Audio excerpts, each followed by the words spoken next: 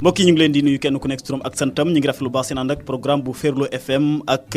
www.jolofactu.com ak Actu Sen ñu ngi gërëm Samba Galadio Ba ak El Hadji Daouda Diaw ba ci Daouda Thiam ñoom ñëpp ñu ngi leen di nuyu ci lënkoo bi nga xam ne bii ñu ngi koy lënkoo ngir fésal seen waxtaan wi di pencum Jolof mbokk yi nañ ko baaxoo di ko àndee ak yéen ci seen émission bi ñu ngi gërëm bu baax ñi nga xam ne jaar nañ fi ñëpp tey itam mbokk yi ñu ngi wéyandi ñu am ci mbégte bu baax nag dalal ci Abdou Thiam nag moom doomu Jolof la rawatina doomu Daara moom ingénieur industriel la waaye tamit nag nekkoon ancien membre bu parti bi di Rewmi waaye tamit nekk jamono ji membre ci fédération nationale des cadres libéraux waaye moom itam directeur technique Patisen la xelam tamit màcc lépp loo xam ne jëm na ci wàllu mbay ñu fas yéene waxtaan ak moom lépp loo xam ne jëm na ci wàllu xew-xew ba sax wàllu tàggat yaram ndax moom mooy président bu ASC Deggo Abdou Thiam ñu ngi lay nuyu di la dalal jàmm. maa ngi lay fay Dame di la sant di la gërëm. di am kontaan lool di ñëw fii ci sa émission bi donc di suivre lool liggéey bu rafet bi ngay def di nuyu suñu auditeur ak auditrice yu Ferlo FM di nuyu suñu may mbokk samay parents di nuyu suñu dëkkandoo yi ku ne daara aussi sa xel dem ci Ngeet ku ne daara aussi sa xel dem ci Daaru Salaam Ndogonu di leen nuyu ñoom ñëpp di nuyu sëriñ yi fa nekk ak ñoom ñëpp di leen jox seen wàccuwaay. xam naa laajoon naa la ko mais danaa la ko laajat Abdou Thiam ci biir Daara la fekk baax wala village environnant yi lan moo ko seqaleeg ñooñu. waaw il est vrai que man samay parents ñu ngi jógee woon Jambal ñëw Daara sama enfance presque man war xoo ak Daara laa ko defee. d'accord ci tënk tamit xam naa ne ci présentation bi sax dama rek daal di tënk li nga xam ne lii moom mooy say ndomba tànk waaye fi nga jaar est-ce que mën nga ñu ko tënk la. sama formation man je suis ingénieur polytechnicien école polytechnique bu Thiès laa génnee en 2001 ba ma fa génne aussi sama carrière professionnelle yëpp presque mën naa wax ne si ne war laa ko defee boobu temps Sonacos la woon. ma nekk fa wax dëgg yàlla jaar ci service yu bëri ba nekk fa directeur d'usine SIB bu Diourbel. laa fa jógee daal di dem Richard Toll ci benn usine bi doon defar ceeb nekk ci mbay mi ak ceeb donc avant may ñëw Dakar fii ci Patisen donc du point de vue professionnel loolu laa def. d'accord ñu doore ci ceeb boobu nga xam ne wax nga ndax biñ la njëkkoon a dalal da nga joxoon benn idée ne wala benn xalaat ne wax nañu autosuffisance en riz ci li nga xam ne mooy fii ak 2017 mais yow jàpp nga ne fii ak 10 ans sax xëy na bu ñu changé wut méthode doxalin. duñ ca mën a yegg ndax diggante bi changement am na si sa xalaat bu mu nga waxoon wala. non changement amu ci dañ ci je pense que li fi am ak boo xoolee même organisation de la CEDEAO réunion bi ñu def fan yii rek dafa firnde li ma waxoon. seen organisation bi dañ jàpp ne ñoom 2025 lañ mën a am autosuffisance au niveau de la CEDEAO. et que pour ñu àgg sax ci 2025 ça veut dire que chaque année dañu war a am yokkute boo xam ni de 8% de la production au niveau de chaque pays. pour ñu àgg autosuffisance en 2025 mais aujourd'hui li ñu gis moo di ne ren 4% la ñu am augmentation de la production au niveau de la CEDEAO donc bu ñu continuer ci 4% yi sax pour ñu àgg 2025 autosuffisance dina jafe donc loolu lépp day firnde que li ñu seetlu moo di ne gouvernement bi ay chiffres rek lay yëkkati waaye bu ñu jàppee ne Sénégal 900 000 tonnes de paddy def nañ ko ren mooy dañuy nax suñu bopp parce que 900 000 tonnes de paddy moo di ne boo ko xayma mooy at mi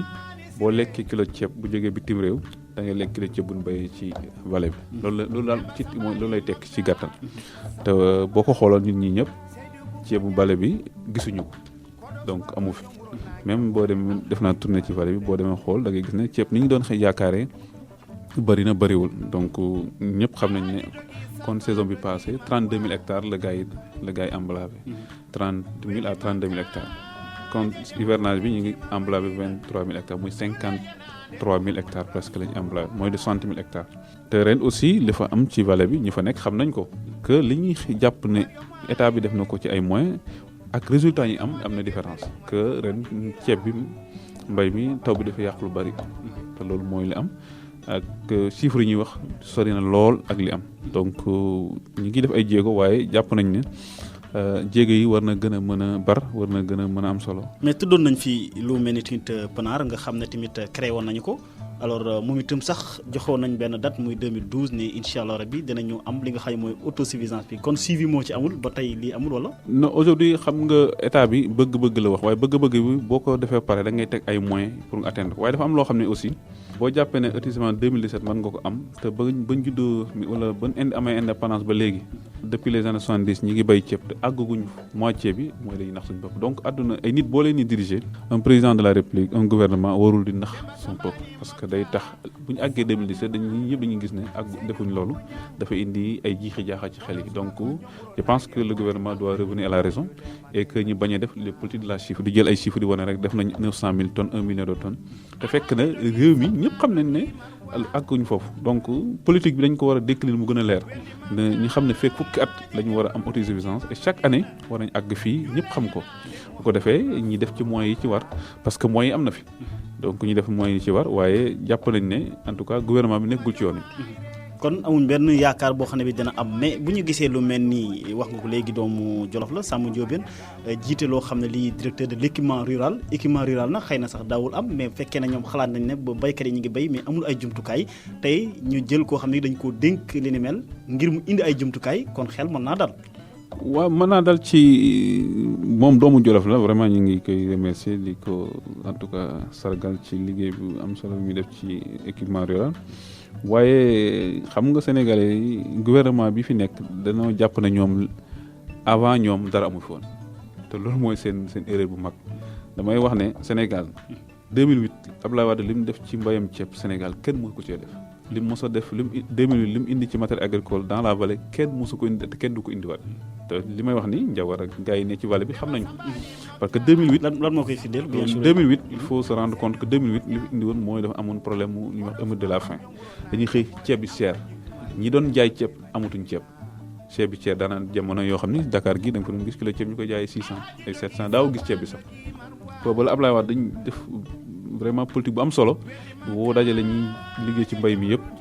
woo leen wax leen ne man daal ren bëgg naa ñu mbay ceeb boo xam ne mosuñ ko fi bay te booba la mos a def 60 000 hectares bay nañ ko en 2008 2009 te ren wax naa la léegi ak li ñu bay si vallée bi mu tudd 60 000 hectares. donc pour vous dire que quand même fekkoon li Ablaye Wade tegoon noonu li mu tegoon politique boobu bu ñu ko continuer ba léegi waxuma dañu àgg ci autosuffisance mais dañ ko gën a jege.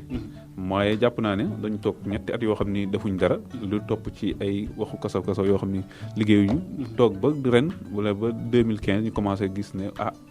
élection yaa ngi ñu commencé jóg lu nekk di yuux. mais bu fekkee ne wax nga léegi 60 000 hectares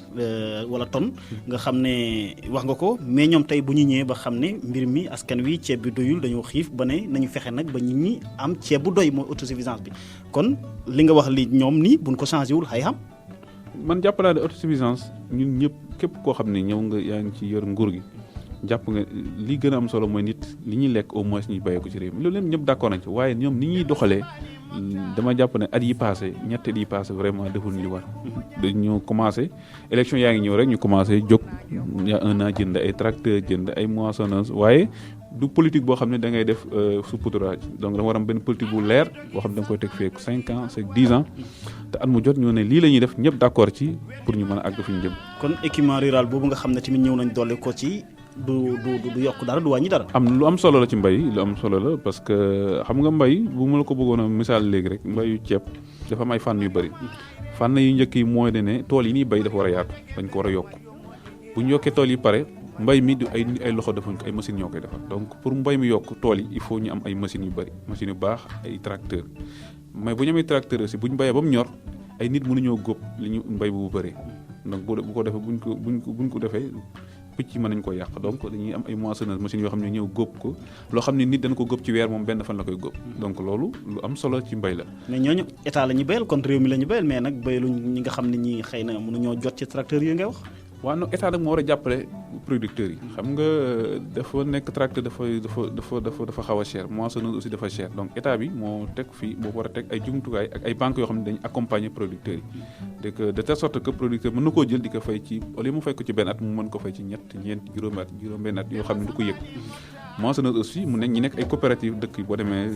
vallée bi ay dëkk yi ay coopérative la ñuy def kon donc coopérative yi mën nañ jël benn moissonneuse ñu bokk ko te ko fay nànk-nànk bu mu jeex donc loolu lépp état bi moo leen war a accompagner parce que agriculture bu ñu ko bëgg a moderniser donc dañuy moderniser semence yi moderniser li ñuy bay ñu gën ko yaatal mais pour li ñuy bay pour ñu gën ko yaatal il faut ñu am ay machines yu baax donc machines yi vraiment lu am solo ci mbay mi la. mais lu jëm ci li nga xam ne moom wàllu sayet tamit gis nañ taxawaayam mi ngi commencé xotti àll bi def ay mbir ba ñi sax am di ci am xëy moom itam apportam loo ci gis. non sayet xam nga sayet moom bañ ko defaree wax naa la ko bañ ko defaree yàgg na Senghor moo ko créé woon bu yàgg pour mu jàppale nit ñi pour mu aménager tool yi parce que xam nga tool aménager ko dafa métti dafa jafe dafa cher ci misaal tool bu musul bay pour nga aménager gi fu nga am 3 millions pour aménager donc boo gisee baykat waaw baykat boo xam ne góorgóorlu la pour mu ñëw jël 3 millions aménager lu mat 10 hectares wala benn wala ñaar hectares day métti donc moo taxoon état bi di jël en tout cas ay jumtuwaay yu mag def ko ci SAED pour que SAED mën a aménager ay tool jox ko baykat yi donc SAED liggéey boobu commencé na ko bu yàgg ñu ngi koy continuer waaye nag ni muy daw vitesse bi dafa yéex lool parce que Sénégal bu ñu toogee ba heure bi mënuñu bay lu mat 100 000 hectares mooy vraiment fi ñu jëm àggaguñu fa donc parce que pour ñu mën a am autosuffisance c'est-à-dire que ñu mën a am plus de 1 800 000 tonnes de paddy il faut au moins ñu bay lu mat ay 200 hectares par année. mais lu jëm ci li nga xam te moom mooy wàllu gerte gi nga xam ne tey bu ñu ko waxee suñu xel dem si Sinéwor ndax lépp lu jëm ci wàllu diw moom moo ci yëngu wala moom moo ci teg tànk foo xam ne fii jaar nga fa tamit gis nga crise bi nga xam ne moom moo fa am ba ñu sax sàkku ci nga xam ne ki moom moo fa nekk mu teggi ndombal tànkam ba ñu sax ay doomu réew bi di commencé ne bëgg nañu ko jiite boobu tamit en tant que nga jaar fa lan la def. xol bu métti lañu am ak jaaxle ak tiis moo ñu dal ñun ñëpp ñu fa mos a jaar ak moo dal Sénégalais yëpp. Je pense que li ñu war a njëkk a xalaat mooy que ministre bi boppam bi yor agriculture dafa war a tekki ndomba tànk parce que xamul ci li muy wax dara. mooy docteur Pape Abdoulaye Seck. Pape Abdoulaye Seck agriculture man. pourtant ñu bëri ñu ngi ko naw nañ ko. non xamul gerte moom xamu ko xamul lu mu xam waaye gerte mu bokk ci parce que ren boo nee na boo toogee Dakar gi nga ne gerte dafa tuuru parce que boo xam nga nit ñi foo ko bu ñuy wax ñu xam li ñuy wax parce que boo nee ren Sénégal bay nañ lu mat 1 200 000 tonnes 1 300 000 tonnes mooy gerte dafa tuuru loolu la ñuy wax olof Ndiaye def ren gerte dafa tuuru. traite la traite dafa tuuru. mooy dafa bëri ba ëpp. loolu mooy gerte ga tuuru mais gerte bu tuuroon du demee nii dëkk yi am nañu dëkk yoo xam ne amuñ dara boo demoon tey côté Ngaraaf nga dem ay Tàlli côté war xox yooyu yëpp seen nawet baaxut. nawet bi maasewut nga dem côté Saloum aussi Kaffrine dëkk yooyu bëri am na xam côté yoo xam ne gerte amu fa. donc ñoom dañ jàpp ne taw bu bëri rek moo indi gerte waaye taw pour mu indi gerte il faut que jiw yi ba nit ñuy jiw seen i tool yi sax tool yi buñ saxee pare ñu bay ko mu ñor loolu nag moo amut jiw yu bëri toon ñi jiwoon néew am loo xam saxul. donc ñoom ñu jàpp ne taw bi bëri na rek ñuy jël ne kon war nañu mën 1 200 000 tonnes donc je pense que aujourd'hui man def nañ ci ay rapports yu bëri di wax ne li ñu gën a jaaxal aujourd'hui mooy que le président de la République nan la mën a xalaatee ci message à la nation di wax yoo xam ni képp koo dégg xam ne loolu amut mooy 1 200 000 tonnes amut ren Sénégal ñëpp d'accord nañ ne ren bu ñu yaakaaree ne sax day war a ñam 800 000 tonnes sax yaakaaruñu loolu nga yaakaar léegi ci nekk docteur Pape Abdoulaye Seck la wala xëy na dafa wax leneen loo xam ne lii maîtriser wu ko kon. non cuune xamut li muy gérer moom xamu ko agriculture moom xamu ko te je pense que ren moom war na noonu et je pense que président de la République ñu ngi ko interpellé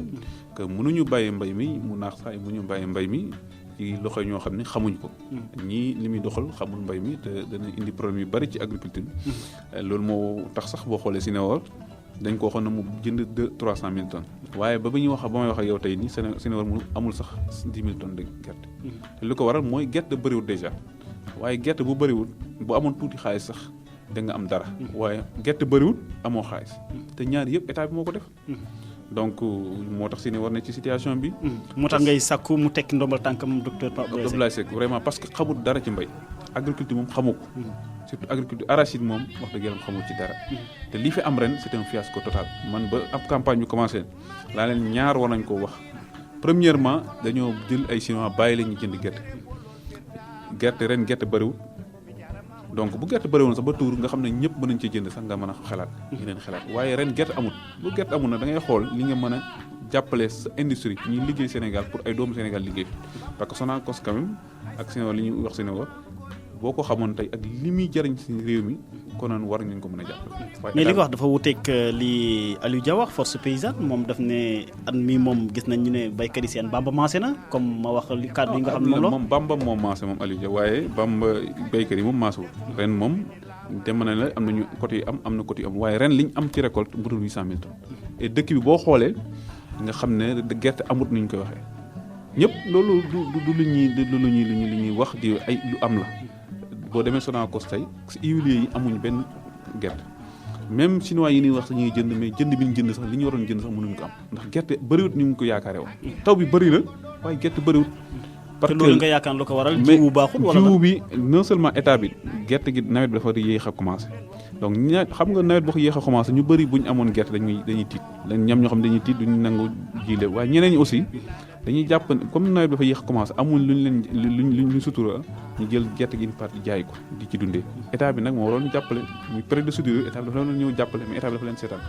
donc moo tax ñu nawet taw bi bëri na waaye gerte amul jiw bi baaxut engrais bi amul. voilà loolu lépp dafa fekk moo tax ren li fi am lu doy waar la. donc moo tax ñu ni interpeller le président de la république que le ministre bi fi nekk ministre boo xam ne xamut mbay mi xamul mbayu gerte donc ñu ngi koy ñaan mu dindi ko parce que dafay tardé Sénégal day yàq filière bi day rey usines yi nekk Sénégal. mais bu taxee ba ne wàllum njaay ñu ne danañ léegi kilo gerte bu ne 200 francs loolu tamit mu néew mu bëri mais xanaa prix bu baax la de. xam nga prix gerte du bu néew mu baax xam nga mbay boo ko xamee dëgg-dëgg da ngay xam li indil baykat koom-koom du ci ay prix baykat lu koy indil koom-koom mooy mu am tool bu yaatu bu tool bi yaatoo te mu nangu boo bayoon tey 1 hectare boo récolté nga am une tonne 300 une tonne 200 waaye boo bayee 1 hectare mun a am 500 kilos wala mun a am 300 kilos boo ko jaayoon 600 francs yi du ma doon dara donc problème bi dañu war a xalaatat beneen manière bi ñu defee mbay. donc mbay mi dañ ko war a leneen lañ ko war a xalaatee donc moo tax ma xam ne ñii fi ñu jëm du yoon wi moo di ne dañu war a régler problème baykat yi ñu am jiw bu baax après encadrer leen pour ñu am ay rendement yu baax. rendement yi bu baaxee waa ji baykat même bu jaayee kilo gerte ñeent fukk wala fanweer ak juróom sax daf koy jariñ ndax li muy am mooy bari. d'accord Senewor gis nga ko ci loxoy doomu réew mi wala ba tey bitim réew moo ci gën a ay. man daal li ma mën a xam moo di ne Senewor dafa nekk loo xam ni lu am solo ci économie Sénégal. parce que Senewor quand même boo xool usine boo xam ne mi ngi am na bu nekk Richard Toll am na bu nekk astafurla Ziguinchor am benn bu nekk Diourbel am bu nekk Kaolack am benn bu nekk Dakar ak ñi ci liggéey nu mu bëree vraiment kenn waru koo seetaan mu daanu te boo xoolee côté Diourbel usine Sonacos rek moo fa nekk nga xool Ziguinchor Sonacos moo fa nekk donc état bi war na def lépp en tout cas pour jàppale leen suqaleen wut koo xam ne ku wóor koo xam ni en tout cas am na projet li ci am solo mooy projet ki ñëw ki mu wane ne lu leer na moom fii laa bëgg a jëm ak ñii laay demee ak ñii ak nii ak moyens yi laa ci def loolu moo ci am solo mu xam nga léegi ñuy wax Sénégal ku dëkk réew mi ak ku dëkk bitim réew amul njëriñ parce que dañ nekk ci réew àdduna boo xam ne léegi mondialisation la te mondialisation moo di ne ku nekk fu nekk mën nga faa dem fexe faa wut xaalis fexe faa suqali sa xaalis donc da ngay gis Sénégal yoo xam ne dem investir en France donc mu nekk ay Français ñëw investir fii li am solo la ñu présenter un projet boo xam ne dal na xelu baykat yi dal na xelu ñu nekk Sénégal dal na xelu waa Sénégal yi. laata ñuy ñëw ci wàllu politique dëgg-dëgg xëy na fi ñu koy doole sax mooy barki Dembo Ndiaye njiitu réew mi def na discours à la nation ba wax xëy na liñ ciy gën a jël sa xel màcc mooy wàllu koom dem na ba 6,4% ci wàllu croissance loolu tamit mi ngi wane na changement mi ngi am dundinu askan wi mi ngi yokk. xam nga croissance boo koy doon tekki da nga koy jàpp mooy yokkute mooy dund gi am na changement nit ñi am nañu yokkute seen koom-koom yokku na mais loolu dama la jox benn misaal jamono la dama dem seeti sama benn nijaay bu ñuy wax Pa Amadou ca Tàlli bu ñuy toog waxtaan dama daa def ne bu ma ñëwee rek day génne këll meew yi def njar ñu naan parce que man dama bëgg soow lool ren nag mu ñëw ma toog lu yàgg suma këll ma ne ko nijaay Amadou lu xew dama daa gis soow mi gis meew waaye ren damaa gisul dara mu ne ma Abdou ren 2015 bi yàlla nañ ko nettaliwaat ndaxte daaw métti na métti goo xam ni lii gëj naa dal gëj na ñoo dal ñun sàmmkat yi mooy ñi fa amoon nag ku néew yi am nag yu dee ñi ci desal nag yu néew nag yi amuñ doom xam nga kooku boo toogee na ko ren Sénégal yokkul am na ñu am yokkute moom boo xam bokku ci nga jël baykat bi ñii situation bi ñuy nekk kooku boo na ko yokkute am na da ngay nax sa bopp. ñi yokku kay mooy sénégalais yi. mais xëy na majorité bi lañ jël xëy na bu ñu waxee loolu. non dama wax rek xam nga croissance bu koy Olof Ndiaye tubaab bu koy tekki croissance moom dafa nekk un développement durable. tandis bu yokkute bu amul bu ci durée rek du croissance. donc dafa am secteur yoo xam ne moom mooy yore population sénégalaise mooy l' agriculture doxul gis nañ ko. élevage wax naa la li xew daaw ñëpp d' accord li may wax ni du ay wax daaw année bu métti la ci élevage ku amoon nag xam nga ne en tout cas lu at mu métti la nga teg ci li ñuy wax le secteur industriel wax nañ ko léegi Sénégal daaw ba ren seen campagne benn baaxu ci ren catastrophe la. donc lan moo fi dox li fi dox moo di ne pétrole bi wàññeeku na ba fi Abdoulaye Wade di jógee dañ la wax le baril de pétrole ñu ngi ko doon jaay $120 ren pétrole bi boo mënee xoolee sax ñu may la ko mooy dem ba $29 et $30 mais ñi ngi ko doon jaayee ci ba fi Abdoulaye Wade nekk lay Macky Sall continuer jaay Sénégal yi pétrole bi loolu mooy coow li xaalis boobu bépp nag ñi mu jël def ko ci gafagam. Aujourd'hui le vrai problème aujourd'hui mooy dund gi cher gi mu cher ak pétrole bi fu mu agsi moo du yoon te pétrole moom mooy lépp boo wàññee pétrole lépp wàññeeku ndax pétrole boo ko wàññee courant bi dana wàññeeku boo wàññee pétrole transport bi wàññeeku boo wàññee pétrole kii defar sondel dana ko wàññi donc pétrole moom mooy lépp te pétrole bi dafa jógee 120 ñëw 37 mooy jamono Abdou Diouf donc pétrole tey gasoil bi war na mën a jar 400 francs essence bi war na mën a jar 500 francs foofu lañ doon xaaree nguur gi. d'accord mais bu fekkee ne croissance bi nga xam ne moom la ko Abdoulaye Wade bay woon tey mu ne 6,% en tout cas ñi dañ ne croissance bi kon yokku na. non xam nga Abdoulaye Wade Macky Sall du économiste Abdoulaye Wade dafa nekk économiste bu doy waar xam nga économiste croissance mooy li nit ki yaakaar ak nit ki li muy yëg ak ki xëy di dem marché jigéen bi xëy dem marché poosam ni mu yokkoo loolu mooy croissance ak ki xëy na ci mbaaram wala ki nekk ci daral ga ni muy gisee xaalis bi loolu mooy croissance. te loolu pour mu am il faut nga jàppale ñi ne ci mbay mi il faut nga jàppale mbay mi jàppale tool yi. Abdoulaye Wade loolu la doon jàpp da doon jël xaalis bi jàppale di subventionné Sonacos di subventionné agriculture yi mais boo jàppee ne yow da ngay ji wut xaalis pour defar parce que Abdoulaye Wade defar na fi tali yoo xam ne kenn du ko fàtte nga ne man dinaa fexe defar ni mel ni moom pour mën nga rey Sénégalais yi yokku taxes yi loolu mooy problème bi. d'accord xam naa dinañ ñëwaat ci lu yaatu mbokki rek may fàttali yéen a ngi déglu seen émission pencum Jolof ci Ferlo FM ak Jolof Actu ba ci Actu Sen ñoo daral Abdou Thiam nekk ingénieur industriel nekk tamit directeur technique bu Patisen waaye moom itam ci njëlbeen gi bi may rek wax maa ngi ko présenté en tant que quelqu'un koo xam ne ki ancien membre la ci réew mi jamono ji nag mu bokk ci PDS fédération nationale des cadres libéraux xëy na loolu lépp dinañ ko leeral ndax askan wi su ma defee li nga xam ne mooy présentation boobu danañ wax ne lu tax ma présenté la nii mais xëy na dinañ ko gën a leeral suñu kàddu mais Abdou Thiam en réalité ndax yow da ngay politique wala da ngay politique da ngay defandoo rek parce que ñu bëri jàpp nañ ne politiquement ñi ni xamuñ la c'est vrai que c'est action sociale ñu bëri weddiwuñ ko est-ce que dogu nga carrément pour def politique. non bañ dogoo ci politique yàgg na lool xam nga politique déjà action sociale politique la parce que politique li ñuy wax mooy c'est l'art de gérer la cité et que xam nga nit koo xam ne dafa am liggéeyam bokkul ak ko amul liggéeyam ci politique ñun politique dañu jàpp ne lépp loo xam ne dafay jëmale dëkk bi fi nga dëkk kanam pour man loolu mooy politique te ñun loolu lañ gisee politique te lépp loo xam ne dafay jëmale Daara wala Jolof wala Sénégal ci kanam dañ ci dugal suñu loxo dañ ci fexe wax dañ ci jëf. d'accord ci PDS nga njëkkoon a doore de. voilà man. ci UJT lañ commencé nekkoon 2000 ba 2001. nekkoon ci UJTL nekkoon ci même benn mouvement bi ñuy wax les jeunes diplômés libéraux ñu nag ñoom Aliou Sow ak ñoom Sohaibou Ndiaye après ba 2000 nag ba Idrissa ban yaakaaree ne dañ ko tooñ mu génn réew mi ñun boobu lañ ànd ak moom génn réew mi loolu moo ñu yóbboon réew mi mais vraiment ñun PDS lañ nekk. te élection boo xoolee daara ñi fa nekk ñëpp élection législative élection municipale 2009. coalition PDS lañ bokk kon coalition libérale laa bokkoon parce que d'accorduñu woon ni ñu doon defee liste réew mi moo tax ñu bokk coalition PDS et que boobu moom aussi ma dirigé woon UJTL la liste des jeunes au niveau de la campagne. mais d'accord mais réew bi nga xam ne bi wax nga ko ci nga bokk ñu bëri sax jàpp nañ ne bañ lay xam ak ne réew mi nga bokk yàggul bu baax xëy na doo militant boo xam ne bii da nga taxaw wane sa bopp am na leneen loo ko doon boole xëy na sa liggéey la mais yàgg ngaa wax ci li nga xam ne moom mooy parti bi doxul tey da nga koy firndeelaat moom moo tax nga génn wala. donc xam nga man comme génn naa réew mi daal bëggatuma ci di wax ci li passé parce que xam nga sama benn maam dafa ma doon wax ne benn jour dafa am ñoo xam ne dañu ci Touba la xew ay mag yi jógee Touba di dem Ndindi amul lu leen yóbbu ñu toog ci yoon wi taxaw ci yoon wi yàgg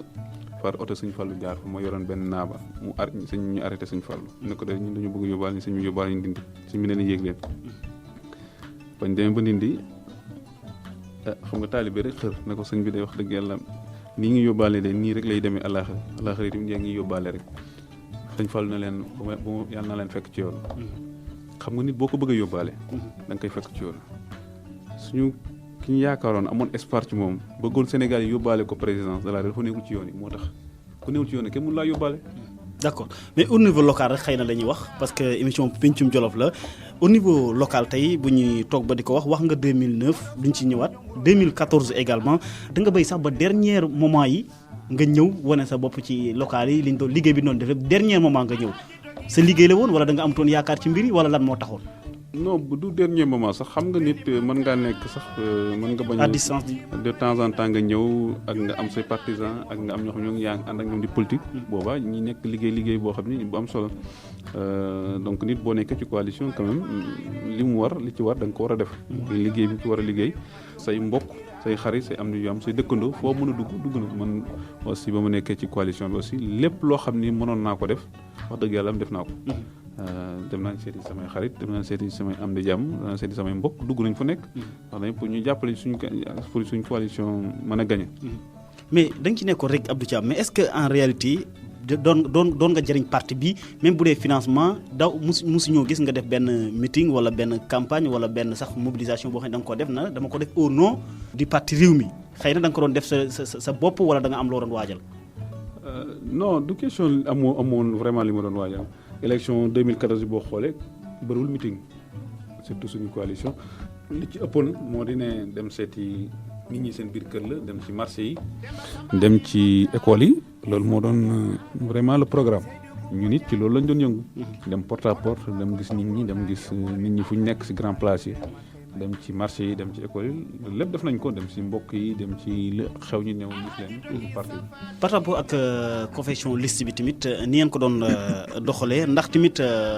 tey ba tey gis da ngay affirmer waat ne da ngeen amoon problème li di Ali Diop mututoon fi nga xam ni moom ngeen ko joxoon. non xam nga man comme vraiment gën naa ci parti boobu. peut-être li ma ciy leeral nii mooy ñi nga xam ne ñi xëy na gisoon ne ci nga ànd ak yooyu boo leen joxee raison yi nga xam ne moo tax nga génn tamit dina ci am solo. non xam nga raison bi man wax naa la que raison bi du ci Ali Diop mais raison bi du ci Ali Diop mais raison bi vraiment ci direction du parti bi ni parti bi doxee moo nekkul noonu loolu ma la waxoon na nag que élection 2014 yi boo xoolee man. mais bay sa boobu tànk par exemple fa nga nekk. voilà moom la ma ne élection 2014 yi man ci liste bi laa nekkoon liste majoritaire deuxième ma nekk ci gannaaw Ali Diop. mais dama ne élection bi passé boo xooloon ñi nekkoon ci liste yi ak coalition bi ni ñu ko taxawee vraiment coalition boo xam ne ñëpp a ngi ci société civile baa ngi ci waa URD ngi ci waa CPR ñu ngi ci Aliou Dia ñëpp a ngi ci réew mi nekk ci PDS CRC nekk ci astafurlah ñoo ñëpp nekk ci coalition bi bu mel noonu à dara société civile nekk ci dama ne bu ñu gañuwutoon bu ñu amoon un bon candidat ñi def li ñu waroon def kon ñooy gañ élection. mais lu tax réclamé wu ko jamono jooje nga ne suñu candidat baaxul nañ ko changé balaa bii wuy mbuus wala lan la. xam nga bu ñu demee ci élection bu ñuy jóg demal élection ne lii la ñuy def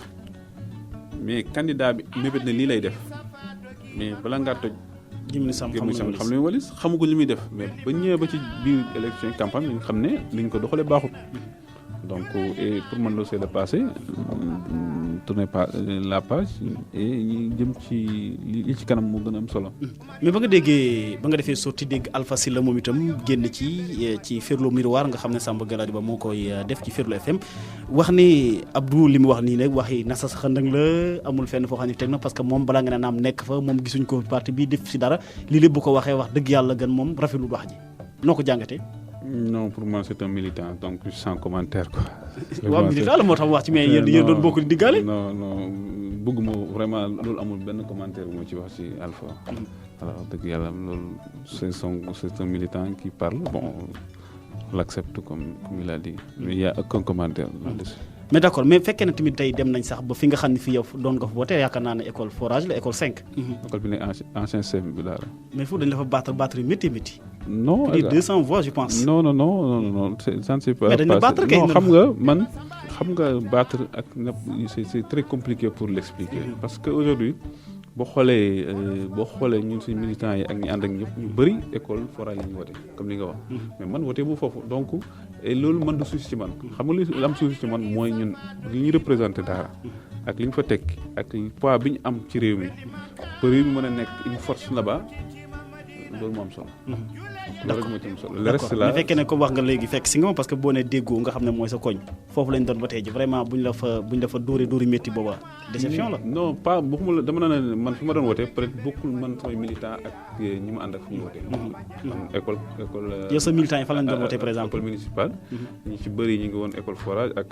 Daara Mbaye nga leen doon wootee. mais foofu lañ la gagné école forage boobu lañ la gagné yu métti. mais ñun li ci am solo mooy coalition bi.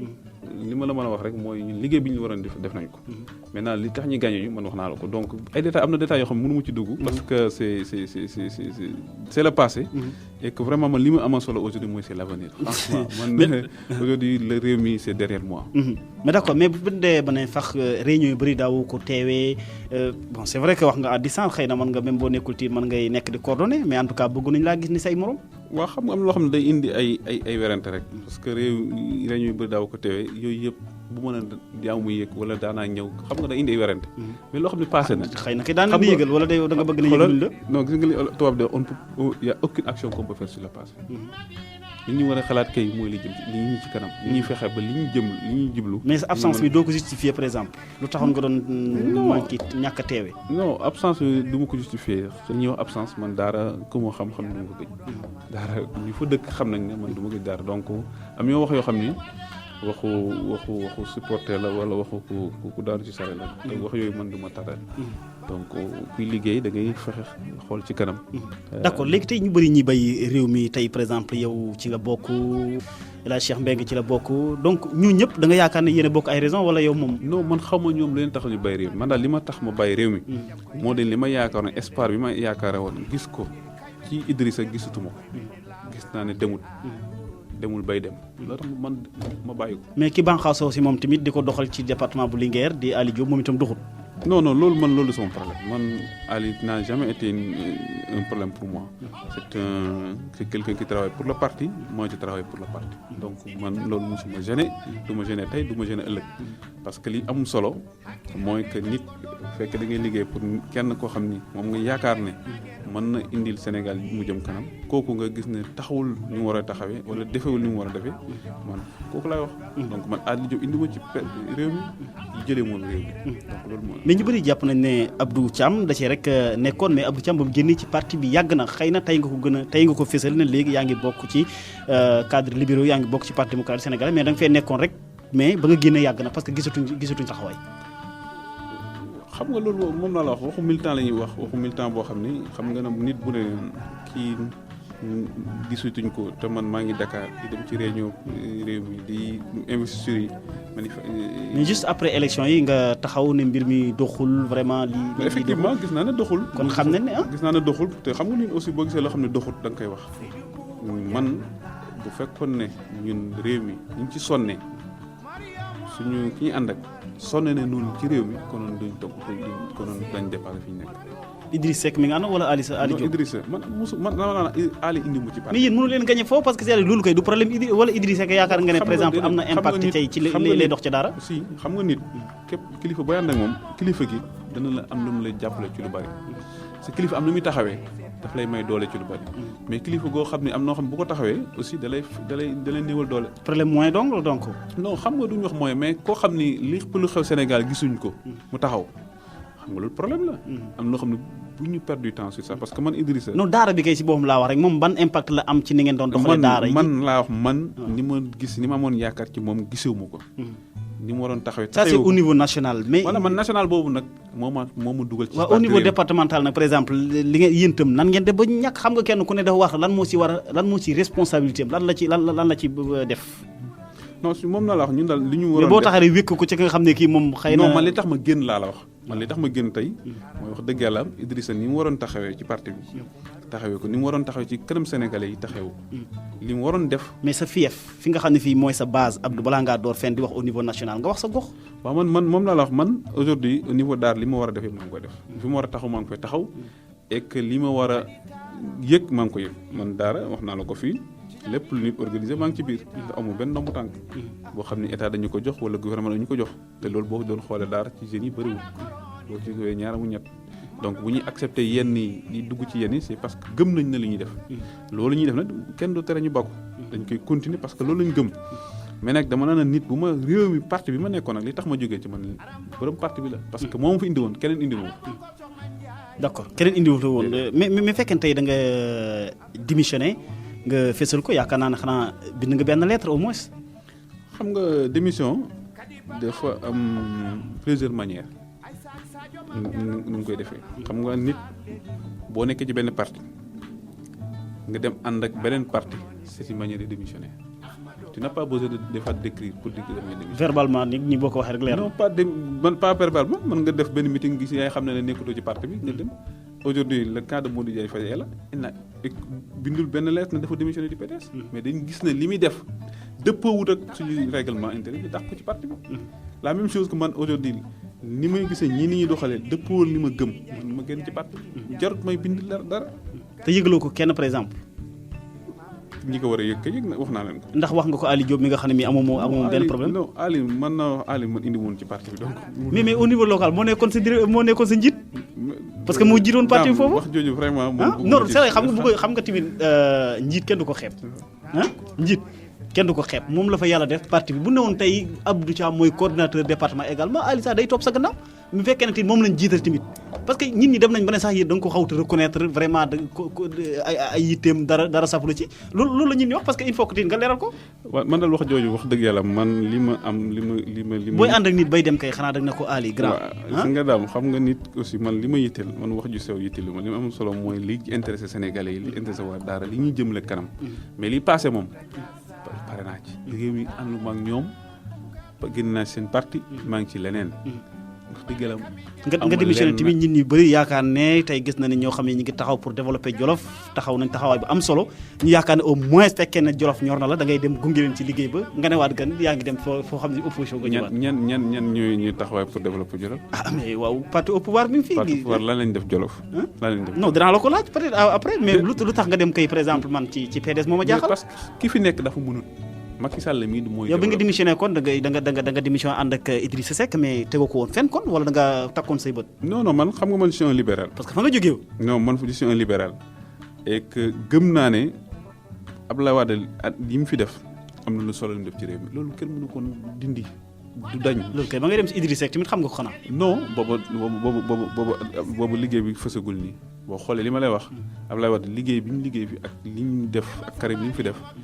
bu ba ñuy dem en 2004 demeewul noonu man xam naa li ñu fi def li ñu fi réalisation yëpp yor naa li ñu fi def année bu nekk li ñu fi def. d'accord léegi lan moo la boole Karim. Karim li ñu boole moom mooy déjà dañoo gis naa li mu fi liggéey. Karim Wade waaw.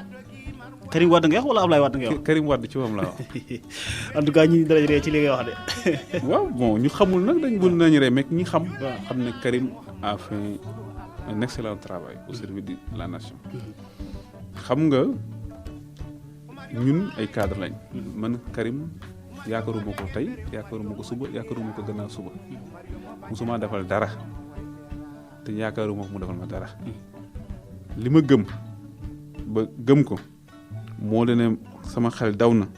ci at yii depuis 2006 ba 2012 ñu xool réalisation yi fi nekk yëpp Sénégal ministère am moo ko def ba donc mooy boo jëlee corniche bi nga jël autorité à péage bi xam ne ku fa jaar sa xel vraiment kontaan xam ne lii fi am moo am Europe rek benn la nga xool li ñu organisé Dakar nga xool boo demoon tey man yàlla may na ma dem visiter aéroport AIBD ba ma demee gis ko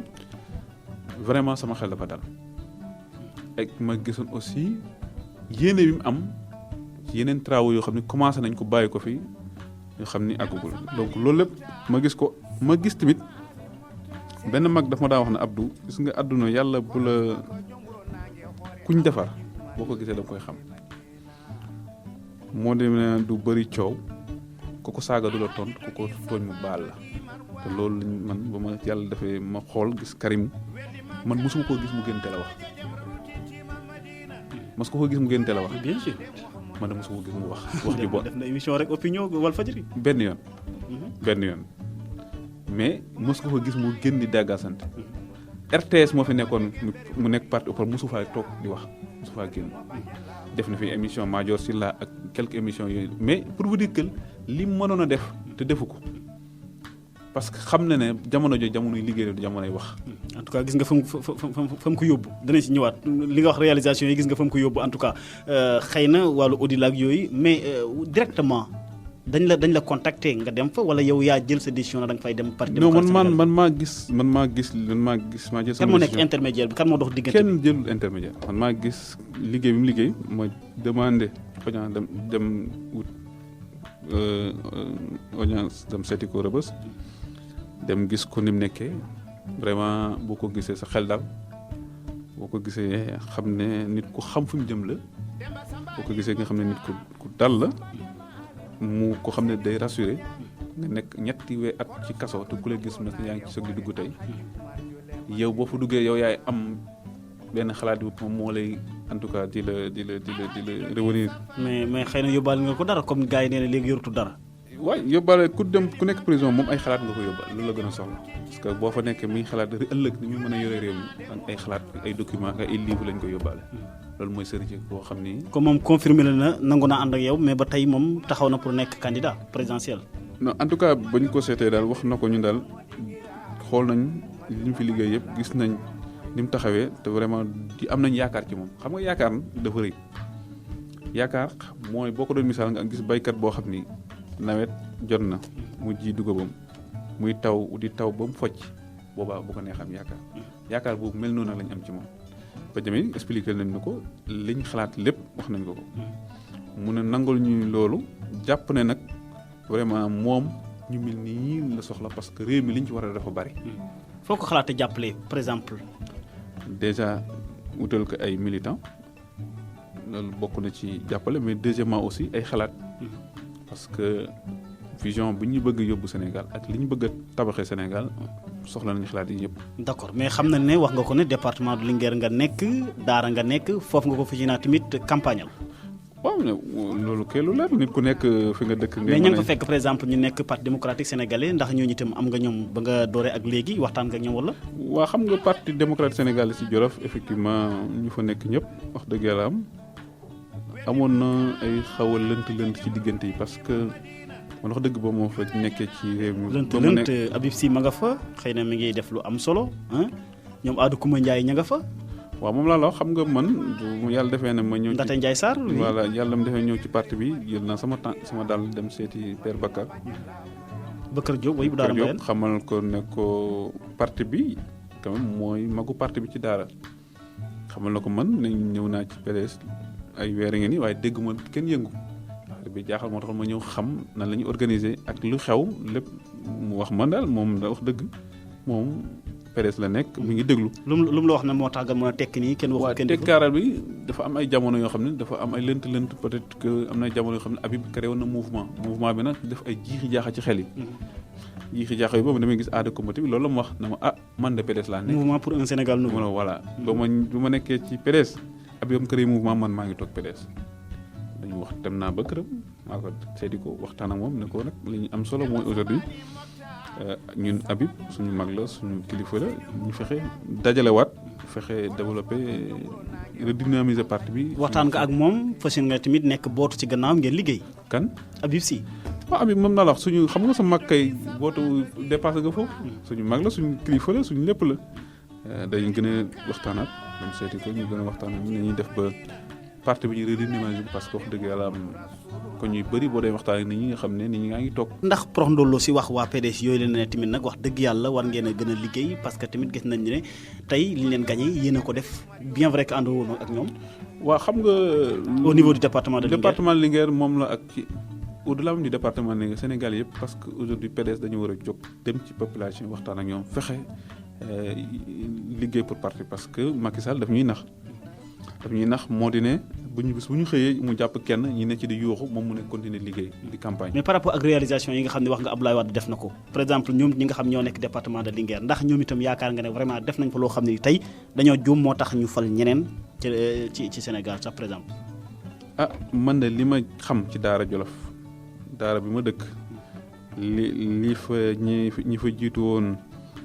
maire bi fi nekk li ñu fa def defu ko muy Ali Salah li mu fa def li ma benn góor sama benn xarit di wax ne ma Ablaye Wade dañ ko dem niiti waaye Ali Salah si dañ ko niiti parce que li mu fa def kenn defu ko donc mooy wane ñi fi nekk ñi defaguñ fa dara dañoo yàq sax. yàq taw yàq xam nga nit bu defee lu bon lu defee lu rafetul dafay yàq. lan lañ def lu rafetul. man wax naa ko ci électrification bi ñu def ak ni ñu ko defee ak lu ñaaw loo xam ne def nañ ko ci ko ñu paas suñ côté yu ñu dëkk yëpp booy dem ci armée yi. lan par exemple. def nañ fa extension boo xam ne bëgguma ci woon dugg sax dañ ñëw ba jub rang bi ay mat fukki kër taxaw parce que gis nañu fa dëkk peut-être ànd ñu ak ñoom loo xam ne lu ñaaw la daal te ñu ngi interpellé le maire Maodo Ndiaye te loolu mu bàyyi ci xel ab dëkk boo ci bu la joxee ngay liggéey. dëkk boo nga def enquête yi ñu yaakaar ne par exemple Abdou Thiam moo nekk fii ànd ak moom moo tax ñu yemale ko foofu. xaw ma li am daal mais li am daal. xëy na boo dee ba koy wax kay am nga si information mais daal li am daal moo di ne courant ba fa la yem. lu te comme mooy maire bi nag mooy le responsable c'est lui qui doit régler ça. am na yoo xam ni kenn lu rafetut ab rang ab courant du ko jug taxaw courant bi ci rang war a jógee dem ci biir. waaye leneen bu amee dafay téye xel nit ñi. kan moo nekk ci gannaaw loolu lépp nga yaakaar ne. en tout cas man j'interpelle le maire parce que c'est lui le responsable moo war a régler problème yooyu et que koñ yu bëri amuñu courant te c'est pas normal. daara war nañ ko yàgg na fa. mais yàgg na fa mais lui moo fi nekk li tax ñu fal ko c'est pour régler ces problèmes te ba mu ñëwee ba léegi defagul dara. lu tax réglé wuñ ko woon démb. avant ñi fi nekkoon def nañ lu bëri def nañ liñ mën. mais li nga wax ci courant bi nii ku fi bay ñoom la di wala. waaw non mais ñoom def nañ liñ mën. xam ki def li man ba dem moom ki fi nekk la ñuy wax rek ki fi passé ki fi génne moom waxatuñ wax ay mbiram parce que bu mënoon duñ ko fi jëlee mais ki fi nekk la ñuy wax ki fi nekk nag mais bokk na ci tamit nga ne gën wax dëgg yàlla war nañoo mën a def lii gën même ñun ñoo ko waroon def ba war nañ ko mën a def. non man ki fi nekk laay wax ki fi nekk moom mooy le maaw moo war a toppatoo problème courant bi. leneen lu ñaaw lan lañ def par exemple. donc yooyu yëpp muy surtout problème courant bi man moo nekk loo xam ne dafa fës lool te jàppoon na man maa ngi ko doon xaaree fu raw foofu parce que ma jàppoon ne c'est un haut cadre te yenn yi war nañ ci mën a bañ a dugg vraiment rafetul moo ko ñu fa dëkk tamit ñaawlu nañ ko lool te ñu ngi ñaan mu régler problème boobu lu mu gën a gaaw. mais tey bu demee ba wax nga ko sax ci li nga xam ne tey ay jamono biñ la daalalee woon wax nga ne tey jii même Aly Ngouille fekkee day liggéey tamit Linguère la gën a gis fekkee ne liggéey am na. man dama naan Aly dama naan gisuma lu muy liggéey fekk moom nag man naa liggéey te man xaw ma ci dara. loolu laa la wax. man ki li may wax Aly Ngouille moo di ne moom. comme yow maîtriser nga daara kay lu mu fa liggéey moom. daara da moom gis naa mu def ay projecteur bu yàggul. loolu lu baax loolu mooy liggéey moom kon loolu mooy liggéey bi ci mandat bi depuis nekkee 2012 ba léegi nga ne Aly Ngouille ay projecteur la def Jolof loolu la fa def loolu mooy liggéeyam en tant que ministre loolu jàpp ak yaakaar bi nit ñi amoon ci moom. mais kenn fekk dara nekk fa woon nga moom moo ñëw def ko fa. dara fa woon stade bi kay nga ne du dara. am sa am projecteur. waaw mais defar stade moo gën a jafe ñi fa nekkoon ñoo waroon continuer liggéey bi donc comme moom moo ñu wutal maire moom moo war a régler problème bi. kan moo ñu wutal maire. mais Aly Ngouille moo c'est lui qui est derrière moi c'est lui qui l'a imposé à Dar loolu kay du lu ñuy nëbb wala lu ñuy ñëpp xam la. loolu kay xanaa yow xam. moom moo ko wutal nag moo ko fa teg na fexe ba problème yu Dar yi régler war na ko mën a jàppale pour mu régler problème daara yi. d'accord mais celui donc projecteurs yi moom donc comme ndox la toq ndox la ci géej rek. mérite nañ plus que ça ñu ngi koy lu am solo ci sport bi parce que sport quand même stade boo xam ni boo amee projecteur na tax nit ñi di mën a football ci yenn heures yi waaye daara mérite na plus que ça y a beaucoup de choses yoo xam ne war nañ ko mën a def. mais ñu ngi koy interpeller en tant que ministre parce que quand même. mais léegi yaakaar naa ne moom jàppatoo na léegi moom mi ngi yaatal Aly Ngouille mi ngi yaatal comme moom mooy buñ koy cité nag ci émission bi c'est parce que mooy ministre bu département bu Linguère. projecteur yi ak si daara nag mais nag ñu ngi gën a mais ci li ngay wax nii gën ci Habib Sy la gënoon a fesee te Habib Sy lañ ko daa gën a bàkkee ne Linguère rek man moom laa la wax man dama nekk koo xam ni li passé lu tax doo wax Habib Sy par exemple na ko wax dëgg yàlla moom sax lii Aly Ngouille defa ko néew moom defu ko daara wala da ngaa gis ne lu mu def daara lu non dama ne la man li passé moom du ma ci dul amul lu mu parce que man damay jàpp ne mais boo dëggee sa tànk ci lii loo xam ne xam nga man sama conviction mooy li passé boo ci wax ñaaw rek ngay mais amul leen lu mën a régler parce que passé na li ci kanam kay lañ mën a xool nañ ko def pour mu jàkk mais li passé lañ ci mën Habib nga ne Habib Sy liggéey na liggéey ban problème lan la mën a régler tey li mu waroon def na ko li mu waroon def nit ñi gis nañ li mu def ñi dëkk Daara xam nañ ko li mu fa def ñi dëkk li nga xam nañ li mu fa def li ñuy ñaan kay mooy ki fi nekk tey mu fexe def lu raw loolu pour ñu mën a avancer man loolu mooy sama mëbét loolu mooy sama kon en définitive mën nañu jàpp ne Abdou Thiam ak mboolem ñi nga xam ne ay militants am yaakaar ko nañu ko ànd ak mu dugg ci parti démocratique sénégalais. non du ñu ànd ak ñu ngi ci parti démocratique sénégalais. waaye yéen a ngi ci biir d'ailleurs dama ay say militants parce que déclaration xam nga ñu bëri yëguñ ko est-ce que xam nga ne ñu bëri yëguñ ne yaa ngi ci fédération nationale des cadres libéraux. non yaa ko yëgul parce que man damay dem daara def ay. loolu koy kenn yëgu ko. non da nga wax ne yëgoo ko parce que man dem naa daara dem gis ñoom bi ma la wax Bakary ni ma dem ba dem fa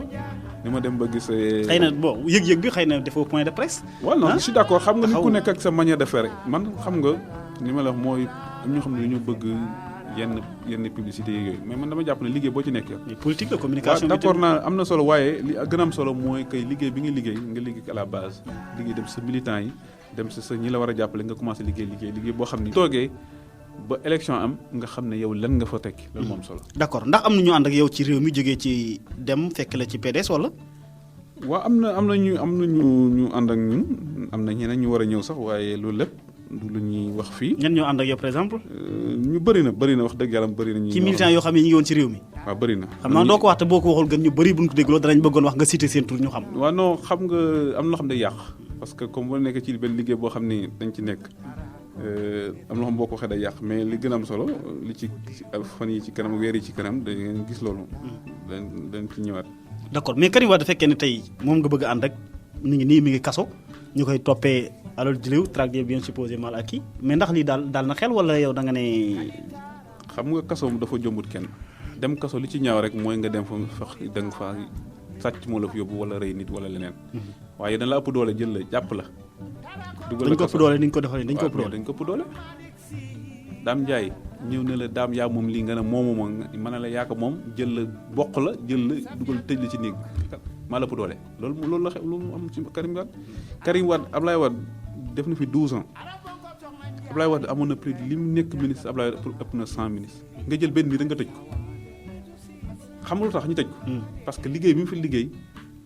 ak liggéey bi mu fi liggéey loolu lañ bëgg nëbb. loolu kese la mais aujourd'hui tey même El Hadj Diouf c'était l'avocat de l'État mais bu toogee ba tey ne nañ génne Karim Wade c'est pas normal que Karim Wade soit en prison mais loolu am loo xam ne dafa rafetul te Macky Sall bu yaakaaree ne tëj nit ñi moo tax muy mën a am deuxième mandat dafay nax boppam Sénégalais yi ci liggéey mooy am deuxième mandat te mënoo am loo xam ni dafa ñaaw kenn waru ko def da nga jël ab parti le candidat Karim Wade nga jàpp ko tëj ñetti at mu ne cib kaso nga jël Omar Sarr coordinateur national nga tëj nga jël Toussaint Manga mu yor jeunes yi nga tëj nga jël Victor nga mel ñu tëj defuñ dara. defuñ dara gàtt na. mais nañ dem. Omar Sarr lu mu def. parce que Omar Sarr lu mu def. waaw bon fii kàddu nga xam ne dañ ko accuser faux et usage de faux. et complot loolu lañ ko accuser mais faux usage de faux ak Omar Sarr dama lu mu wax. dana li Lamine Diack wax fekkee dëgg la kon nguuru Sénégal du nguur éliwuñ ko ci nguur bu baax ndax xaaj bu bon moo ko loolu la wax fekkee dëgg la mais nag président ci Macky Sall Lamine Diack moo ne na ñi nekk de 2009 à 2012 moo financé opposition sénégalaise boobu Macky Sall mi ngi ci opposition moom moo war a wax xam kay man jël naa wala jëluma. mais nee nañ président bokk ci journal Le Monde koy tuub na ko dellu na gannaaw présenté na des excuses. non mais présenté na des excuses. defal nank Le Monde il a waxul ne Macky Sall jël dana waxu tuddun turu Macky Sall. waaw exactement tuddun tur waaye defal nank rek tuddun tur ak waxuñ kenn ku fi jël tey amul kenn koo xam ni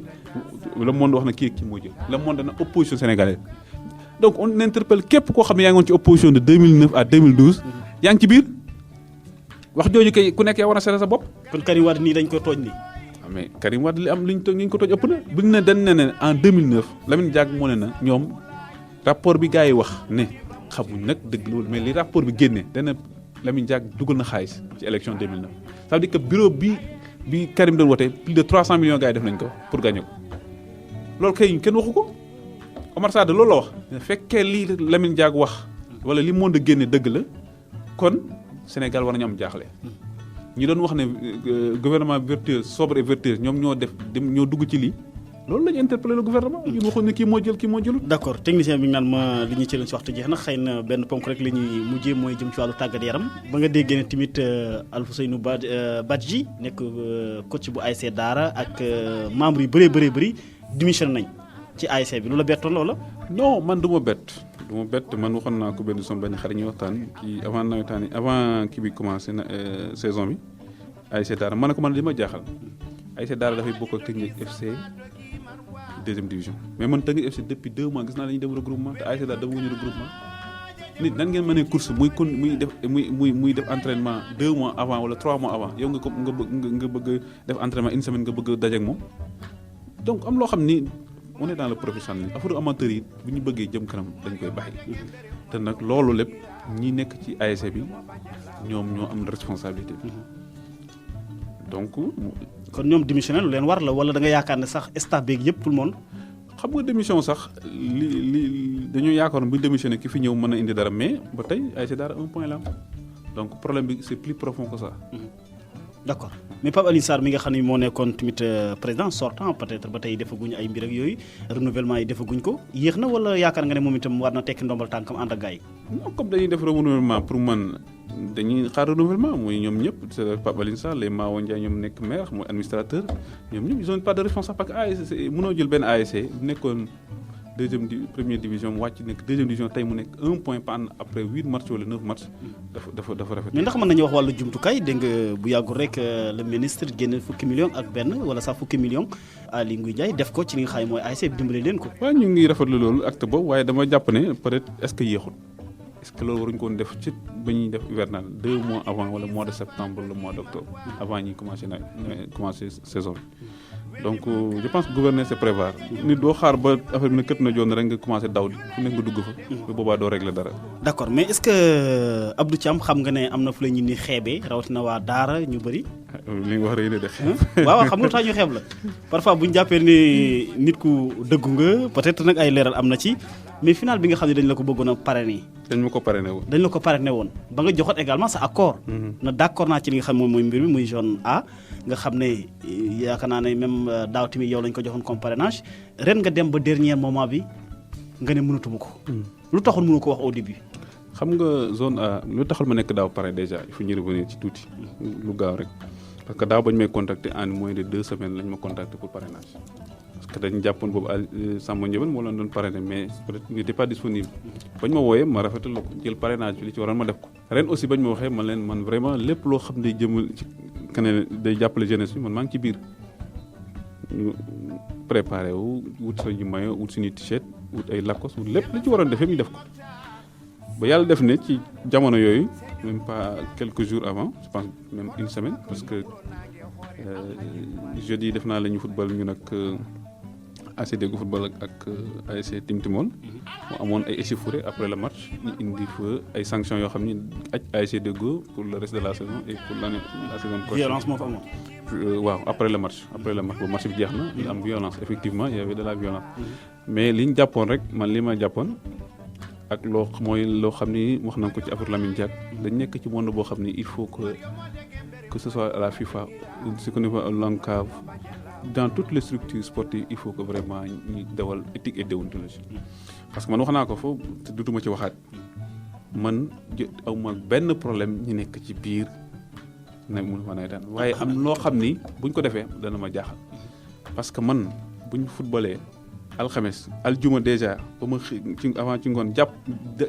am na information bi dañuy aj ASC Deggo pendant 2 ans dañ koy amende 250 000. te gars yi PV bi jot nga ko PV bi génnagul gars yi ma ne secrétaire sa réunion gul dafa ko réunion parce que secrétaire vendredi soir la réunion ba ma ko jotee laa woo Fallou na ko mais Fallou man dafa am lu ma jaaxal Galas Lo di nekk ASC Deggo ma ne ko man Galas dama am lu ma jaaxal boobu jabar mi ngi hôpital sax waroon am doom ma ne ko man Galas am na lu ma jaaxal parce que man yéen da ngeen a réunir ba génne PV mu ne ma déedéet réunion gul ma ne ko déet ñun ASC Deggo nañ ko mën a ajee 2 ans amande ko 250 am na ko wax ne loolu la ñuy def am na ñu bett ñoo xam ne tënk nañ loolu ma woo président jotuma ko woo mënuma astafurlah woo mu président ma wax Galas na ko wol président nga laaj ko mu woo président midi ba 19h jotu ko li may wax ni yàlla moo tax ma koy bañ demee réunion ñoom à part Galas ma woo ko na ko kon comme da ngeen réunion tey secrétaire fu nga dem parce que peut-être comme li ñuy wax ni mën na nekk loo xam ne peut-être ñoom dañ ko tëral te teguñ ko ci lu leer ñi dem PV ba mu génne ñu gis ne dañu aj ñaari at amende 250 man nee naa ne man y a un problème j'ai dit au président man je suis d'accord man mën na continuer à soutenir mais man mënuma soutenir loo xam ne du ay dëgg du ma ci ànd tey du ma ci ànd suba. mais du ASC Deggo rek la ñu aj même yeneen ASC ñi leen fi aj non at bi du question aj bi bu fekkoon beneen ASC moo fa nekk sax du ma ko nangu bu ma nee ne man ASC boo xam ne man ASC Deggo quand même dafa am loo xam ne boo ko ajoon l'instant des matchs mais ASC Deggo war a dem départemental war a représenter daara gépp mu nekk suñu tey mu waroon nekk ñun ñëpp ñu war a ànd ak moom dem mu représente ASC mu représenté Daara war a dem en une semaine de la finale nga am sa mbër mu war a bëree ji une semaine de la finale nga war ko jàppale war ko ñaanal war ko yakkal. defoo loolu lépp loolu bu guddee jotee nga ñëw di ko dóor wala mu génn ci nga koy gaañ wala nga koy def leneen wala nga koy perturber loolu mooy wane dañu sot nañu te sot boo xam ni xam nañ ni mu demee. xam nañ ni ñu ko def ñan nga jàpp na ñoo nekk ci gannaaw par exemple man kay loolu la par exemple bëgg leer. non man am loo xam ne. comme avant mbir mi génn yow am nga ci ay écho. man wax naa ko président woo naa ko wax naa ko ne ko man démb avant PV di génn jot naa information dañuy aj te li ci gën a garaaw PV am na yoo xam ne sax dañu ci aj waat bëgguma ci wax parce que c'est des détails jàll na mais man li ma jàpp rek moo di ne match boo xam ne dem na ba à son terme xel nangoon sax yow nga ne ñi yàq nañ wan nga leen a fonctionner waaye aj équipe 2 ans boo xam ne match boo xam ne dem na ba jeex ay supporters mais dans le monde fii phase départementale yi nekk Dakar régional yi yëpp dañuy gis xeex après le match kan moo mën a tere xeex supporter xeex kan moo ko mën dana am na Daara ren dana amaat beneen dëkk dana amaat feneen. te loolu taxul fu ñu ko defee fu ne war nañ leen a sanctionner. mën nañ sanctionner mais nag pas sanction à la hauteur des faits loolu laa wax te donc ASC Deggo quand même man ci laa bokk lépp la leen xuri loo xam ne du yoon man waruma ci d'accord. donc mais ñan ñoo nekk ci gannaaw par exemple. non loolu danañ ci ñëwaat loolu bëgguma ci ndax dese nañ ay weer ci nawetaane danañ ci agsi. dañ ci agsi waat bu ñu gaaw da nga fësal ñi nga xam ne ñoom ñoo nekk ci gannaaw. man xam naa leen am ñoo xam wax naa leen sax ñoom ñoo bind rapport bi arbitre bi def. kan la par exemple. ma ne arbitre bi rapport bi mu def. feuille bi ñu bind arbitre bi bind rapport boobu man xam naa ko. am ñu bëri donc jarul wax parce que tey détail ñun lu ñu amal solo mooy nawetaan yi jeex na vraiment fexe nañ ba dafa suñu final. kon amul lenn loo xam ne da nga regretté nga ko ci lànk bi nga xam ne lànk nga ko waral wàllu parrainage. non du question lànk dama ne man en tout cas waxoon naa leen ne tant que dama waroon voyage ma leen bu ma ñëwee aussi tant que réglé wuñu affaire bi bañ essayer de réglé ko. man mënuma ànd ak ñoo xam ne dañuy def luxe noonu dañuy tricher wala dañuy def du terrorisme footballistique. wax naa ko président. d'accord ba bay la nga tàggu askan yi parce que waxtu jeex. waaw di wax ne li ñu waroon wax yëpp waxuñu ko. absolument des na lu bëri loo xam ne waxuñu ko ci fédération des cadres. ci PDS liggéey bi ñuy liggéey ci PDS. ak programme bi ñu am au niveau de la FNCL. programme bi ñu am ak lépp liggéey boo xam ne war nañu ko liggéey ci Jolof ak PDS bi Jolof bon mais temps bi moo bëriwul. te li ñu waroon wax bëri na. di la sant di la gërëm di gërëm auditeurs yi di gërëm waa Jolof di leen wax ne vraiment li ñuy en tout cas li ñuy yitteel mooy fexe ba en tout cas jafe-jafe yi baykat yi jafe-jafe yi sàmmkat yi fexe koo régler te Jolof jàpp naa ne c'est un grand pays dëkk boobu réew mu mag la te réew mu mag nag il faut mu am ay nit ñu mag donc di sant ñëpp di gërëm ñëpp. jërëjëf mbokk yi mu nekkoon seen émission pencum Jolof ñu dalaloon Abdou Thiam nekk ingénieur industriel nekkoon tamit membre bu réew mi jamono ji nag mu nekk membre bu fédération nationale des cadres libéraux nekk tamit président bu ASC Deggo ñu koy gërëm bu baax di ko sant ci teewaay bi nga xam ne bii teew na ko fii ci pencum Jolof mbokk yi ñu leen gërëm di leen sant Dame Ndiaye mu nekkoon ci kaddu gi ñu ngi gërëm Samba Giladio Ba mi nekkoon ci wàllu réalisation bi Baba Diaw ci wàllu technique bi ñu ngi gërëm waa Jolof Actu ak Actu Sen jàmm ak jàmm. Alhaji dogi safa dogi marwa wedi maka jajam